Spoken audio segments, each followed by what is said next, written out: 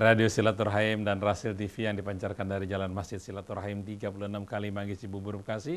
Masih di acara Dialog Pagi bersama Ustadz Usirna Latas, Ustadz Heri Nurdi, Angkal Firman, dan Bapak Abdullah Jufri. Ya, kita lanjutkan bincang-bincang kita mengenai akhlak. Angkal Firman, silakan lanjut. Saya ke Ustadz Heri nih, berbicara akhlak salah satunya berbicara kerjaan juga nih, pekerjaan.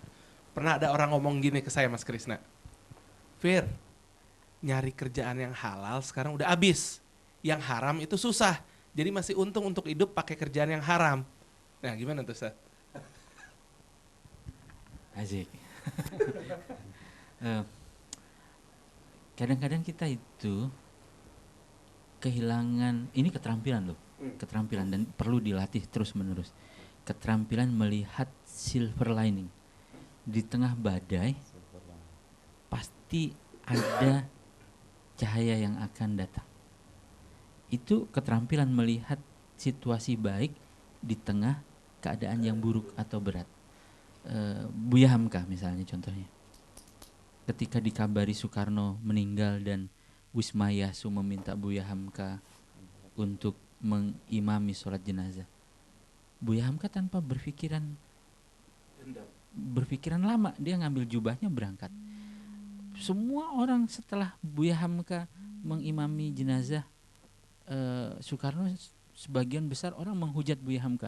Ini orang fasik Buya, ini orang kafir Buya, ini orang murtad Buya. Kenapa Buya mengimami sholat jenazahnya? Kata Buya, aku berhutang terima kasih kepada Soekarno. Karena dia, aku menyelesaikan Al-Azhar di dalam penjara. Jadi Buya memang mengalami, Buya Hamka itu perpustakaannya dihancurkan, nama baiknya dihancurkan, keluarganya dihancurkan, intelektualitasnya direndahkan, buruk oleh lekra, oleh kekuatan politik di zaman itu. Tapi Buya bilang mampu melihat silver lining, mampu melihat, itu keterampilan tuh, keterampilan melatih diri melihat kondisi yang buruk, kondisi yang baik dalam keadaan yang buruk. Saya ada teman saya, dia ateis nih, udah nggak percaya, beda sama agnostik. Jumat kemarin Ustadz Salman cerita tentang agnostik, kita cerita tentang ateis. Waktu adiknya meninggal, saya takziah, datang kepada dia. Dia bilang, Her, enak loh, gitu kata dia. Kenapa bang? Lu masih punya Tuhan. Jadi ketika ada musibah kayak gini, lu masih bisa nyalahin Tuhan lu. Kenapa adik gue diangkat? Kenapa adik gue Jadi enak. Kalau gue udah jadi ateis gini kan gue udah berikrar. Gue nggak percaya Tuhan. Jadi ketika ada musibah kayak gini, kalau gue nyalahin Tuhan, berarti gue percaya ada dia gitu. Jadi dia pada dilema gitu Ustaz. Saya bilang, bang, abang ini sebetulnya udah setengah Islam bang. Masa? Kenapa kok bisa setengah Islam? Karena abang udah gak percaya sama Tuhan. Syahadat itu awalnya tuh gak percaya sama Tuhan bang. Asyhadu an la ilaha illallah. Abang tinggal nerusin lagi la ilaha illallah. Pertama neglected. Syahadat itu menafikan semua Tuhan kecuali Allah. Abang tuh baru sampai setengah kalimat bang. Gitu. Terusin dikit lagi bang, abang jadi Muslim. Jadi saya mencoba mengenalkan perspektif positif gitu, bahwa oh iya, alhamdulillah bang, aku punya Tuhan. Jadi kalau ada apa-apa ya nggak kayak abang sih nyalahin Tuhan, tapi aku bilang Tuhan punya kuasa bang. Gitu. Jadi nggak aku pikul sendiri nih bang, nggak aku pikul sendiri beban yang nggak sanggup aku pikul, aku serahkan kepada Tuhan bang. Dia merenung aja gitu. Sebulan kemudian dia tanya-tanya tentang Quran tuh isinya apa sih Her gitu. Jadi meskipun masih dalam proses Ustaz Hussein dan Abah Jufri, Al-Quran melalui Islam dan kaum muslimin menawarkan basyirah, menawarkan kabar gembira dulu. Baru kemudian diiringi dengan peringatan-peringatan, mengingatkan, reminder bahwa seluruh ada konsekuensinya. Siapa yang berbuat baik akan mendapatkan, meskipun hitungannya itu detail sampai kecil. Siapa yang berbuat buruk juga akan mendapatkan hitungan meskipun dia melakukan keburukan yang kecil, ada konsekuensinya gitu Om Iman. Jadi buat saya kalau pilihan yang haram saja susah, yang halal sudah langka, maka kita bertahan dengan yang haram itu udah syukur. Buat saya dia kehilangan keterampilan melihat silver lining. Ini logika kaum sofis nih. Mendingan pilih pemimpin kafir yang adil daripada pemimpin Islam yang zalim. Jadi kesannya semua orang Islam ini loh, itu kan dipaksakan, logika yang dipaksakan. Padahal sebetulnya saya berpikir kalau orang mencuri lapangannya luas apa sempit? Ketakutan, kegelisahan. Pakai topeng. Yang berzina? Sempit. Coba kalau menikah, enak kan? Kalau yang berzina kan, waliyadzubillah, dia keluar biaya, kemudian terancam penyakit kotor, keresahan, kegelisahan, menodai kehormatan. Itu logika atau perbandingan yang sama sekali apa? Nggak bisa diterima. Yang halal itu mudah. Tapi karena kamu nggak mau yang halal, demennya yang haram, akhirnya kamu anggap yang haram itu apa? Susah. Karena terbiasa melakukan yang haram, dia menganggap yang haram lebih mudah. Para koruptor sudah terbiasa korupsi, nggak biasa kerja jujur, bersih, dia beranggapan korupsi paling gampang. Dan begitu ketangkap, masuk penjara, kehormatannya rusak, baru dia tulung-tulung. Saya tadi nyimak perkataan Pak Abdullah Jufri tentang etos kerja ya. Salah satu contohnya pramugari ya. Bisa dijelaskan dikit ya Pak Ustaz? Tapi pramugarinya jangan marah ya. Ya, jadi luar biasa sebetulnya banyak terjadi perubahan di level of service, di service level di perusahaan-perusahaan airlines, perusahaan-perusahaan penerbangan. Dan ini yang saya kira banyak beberapa perusahaan yang unggul seperti misalnya Singapore Airlines menjadi standar, dan akhirnya banyak perusahaan-perusahaan penerbangan yang lain yang mengikuti standar itu bahkan mengimbangi dan lebih baik. Nah, salah satu contoh daripada service level itu adalah bagaimana perhatian pramugari, senyumnya, ya, lantas memperhatikan, sangat atentif terhadap penumpangnya. Ya. Nah, ini adalah bagian, mohon maaf, sering saya perhatikan, ini ternyata etos. Kenapa saya katakan begitu? Saya pernah bertemu dalam satu kondisi di mana seorang penumpang setelah turun dari pesawat, dia sedang menunggu tas keluar, baru dia lihat rombongan pramugari dengan pilot dan kru yang lain turun. Si penumpang ini mungkin punya masalah, ingin menanyakan sesuatu, dan dia pilih untuk menanyakan kepada si pramugari yang dia dapati sebagai seorang orang-orang yang ramah. Ya. Ternyata yang dia dapati adalah muka yang kecut, tidak memberikan perhatian, dan langsung nggak lama meninggalkan tanpa memberikan solusi. Nah, inilah contoh daripada etos. Jadi si pramugari itu memberikan servis yang baik, senyum dan sebagainya bukan dari hatinya, tetapi karena itu standar yang diharapkan. Nah, beda dengan akhlak. Begitu pelayan-pelayan di kantor-kantor kan, yang melayani tamu. Sekarang ini banyak di perusahaan-perusahaan, bukan hanya di pramugari saja. Misalnya bahwa sangat diharapkan semua karyawan itu adalah pemberi servis kepada kliennya. Bahkan perusahaan yang menerapkan nilai tadi seperti core value, semua orang harus memberikan servis kepada semua orang. Jadi bukan hanya kepada pelanggan, tetapi atasan memberikan servis kepada bawahan, bawahan memberikan servis kepada atasan, saling memberikan servis satu sama lain terhadap kolega. Nah, tapi kembali lagi, bedanya dengan akhlak, kalau itu adalah dipaksakan dan diharapkan, bukan dari kesadaran. Tetapi kalau akhlak akan didasari dengan kesadaran bahwa hidup saya ini adalah hanya beribadah. Tujuan saya adalah melakukan kebaikan. Khairun nas anfa'ukum linnas, mendasari di dalam hatinya sehingga menjadi perilaku. Dan perilaku inilah yang akan selalu memberikan kebaikan kepada semua orang, diminta atau tidak diminta. Iya. Bahkan jadi itulah bedanya. Makanya perusahaan yang sudah menerapkan nilai ini menurut saya masih dangkal kalau tidak dilandasi dengan keimanan, mengambil contoh kepada perilaku yang diajarkan oleh Rasulullah, menyadari takhallaku bi akhlaqillah, ya, berperilakulah seperti perilakunya Allah, akhlaknya Allah, ya, yang dicontohkan oleh Rasulullah. Banyak sekali contoh-contoh bagaimana kesabaran Rasulullah. Saya sering ceritakan di forum yang terdiri bahkan bukan hanya di kalangan Muslim saja.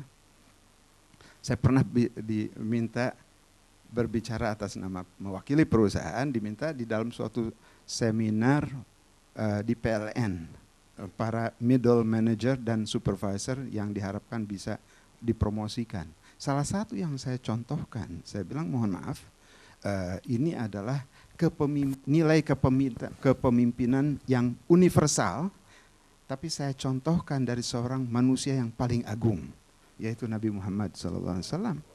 Di mana, bagaimana contoh kesabaran Rasulullah ketika menyuapi seorang kakek Yahudi yang sambil marah-marah membenci Nabi, tapi Rasulullah dengan sabarnya menyuapi si kakek tadi sambil dimarah-marahi. Itulah kesabaran yang luar biasa. Kesabaran seperti ini diperlukan oleh managers, oleh bawahan, oleh semua orang. Bagaimana? Coba bayangkan kalau nilai seperti ini ada pada guru-guru kita di sekolah-sekolah, pada pimpinan-pimpinan kita, pada anggota DPR kita. Rasa tanggung jawab. Bagaimana seorang anggota DPR yang mendapatkan amanah dari rakyat, yang harusnya menghadiri setiap rapat-rapat di DPR. Berapa banyak orang yang hadir di rapat DPR. Sering kita lihat di TV, nggak sampai 50% yang hadir. Ini menunjukkan kebejatan moral. 10%-nya tidur. Ini adalah contoh rasa, artinya tidak ada tanggung jawab. Karena apa? Tidak ada keimanan di dalam hati. Tidak ada kesadaran akhlak. Itu jadi paling penting sekarang juga adalah menurut saya salah satu adalah di level pendidikan. Mulai dari level pendidikan yang paling bawah sampai yang paling atas, akhlak. Sangat setuju dengan Agim. Saya punya cucu baru masuk TK, masuk SD kelas 1. Hari pertama masuk, besoknya dikasih tahu oleh gurunya, anak-anak besok ini kan belum lama habis lebaran, orang tua kalian masih punya kue-kue kan di rumah. Kalian masing-masing bawa kue ya, seples kecil-kecil gitu. Nah, dibawa. Oke, sekarang silahkan kalian untuk berbagi, tapi tidak boleh meminta. Jadi anak-anak itu diharapkan untuk memberi, tidak meminta. Meminta bukan budaya Islam. Memberi adalah budaya Islam. Inilah akhlak. Ini yang harus diterapkan. Wallahu a'lam. Terima kasih. Ustaz Heri mau nambahin? Ustaz Hussein mau nambahin? Bismillahirrahmanirrahim. Memang kalau kita perhatikan ya, dari apa yang tadi kita dengar, kita bicarakan bersama-sama, bahwa umat kita ini telah memahami akhlak secara terbalik. Apa yang digambarkan tadi oleh Bapak Abdullah Al-Jufri berkaitan dengan etos, justru itu yang banyak berkembang di tengah-tengah kita.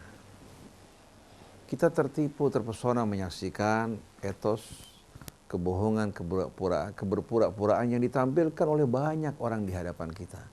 Baik itu kata-kata lembut, kata santun. Tapi kalau yang mereka tawarkan kebohongan, katakan orang menawarkan narkoba dengan cara yang santun dan baik, atau menawarkan katakanlah prostitusi, atau perbuatan-perbuatan yang haram, atau pejabat-pejabat yang ditawarkan untuk melakukan perbuatan-perbuatan yang menyalahi ketentuan-ketentuan dan nilai-nilai benar. Mereka beranggapan apa? Ini merupakan rahmat. Islam itu rahmat. Islam itu kebajikan. Islam itu menghargai orang lain. Subhanallah.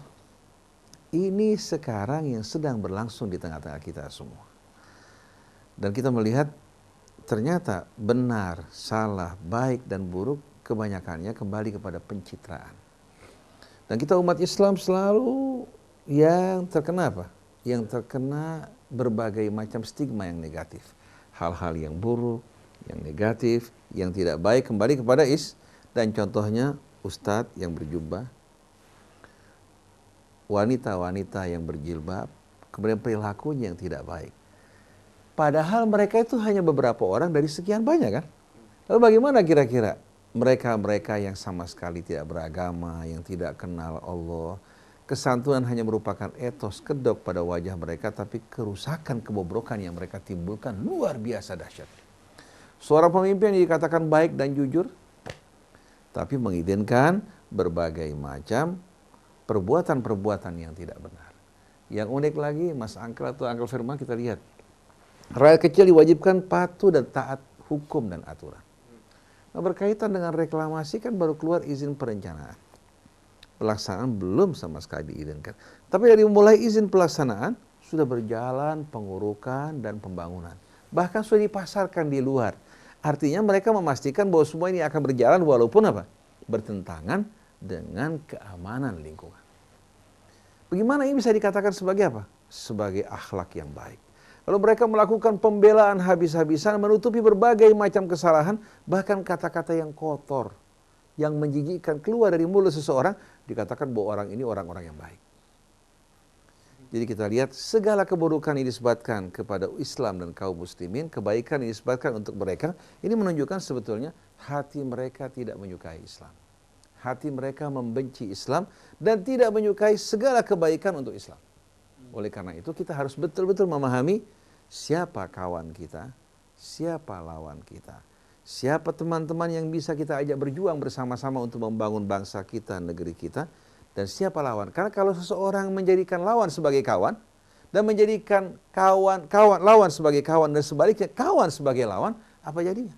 Nah, ini yang saat ini terjadi, umat Islam diadu domba satu sama lain, di mana mereka diajarkan untuk memusuhi kawan-kawan saudara mereka dan menjadikan lawan mereka yang ingin menjajah negeri kita, menguasai sumber-sumber kekayaan alam kita, merusak moral kita sebagai lawan-lawan kita. Waliyadzubillah.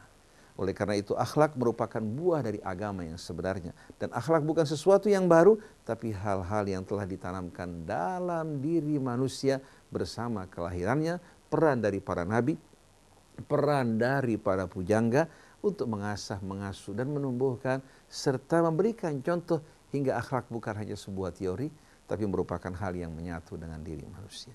Mudah-mudahan Allah Subhanahu wa Ta'ala senantiasa memberikan bimbingannya bagi kita semua, mengampuni dosa kita, dan selalu betul-betul memudahkan kita untuk dapat menyatu dengan Al-Quran, sebuah kitab yang tidak diragukan kebenaran dan kesuciannya. Semoga Rasil senantiasa terus mengajak kembali kepada Allah, bersatu dalam agama Allah, dan tidak mengajak manusia untuk terkotak-kotak dan bercerai-berai. Mudah-mudahan hingga akhir dari kehidupan dunia ini, Rasil terus menjalankan misinya dengan rahmat dan karunia Allah. Subhanakallahumma wa bihamdik, asyhadu an la ilaha illa anta, astaghfiruka wa atubu ilaik, wal afu minkum. Oke, terima kasih Ustaz Zain, Ustaz Heri, Ustaz Badrul Jubri, Angkel Firman, dan juga saya di sini Muhammad Krishna, juga Haidar Nashim, Ustaz Hasan Sadli, juga Andri Seruput, dan di atas siapa? Zain. Nah, mohon pamit, wabillahi taufiq wal hidayah. Assalamualaikum warahmatullahi wabarakatuh. Ya Nabi, salamun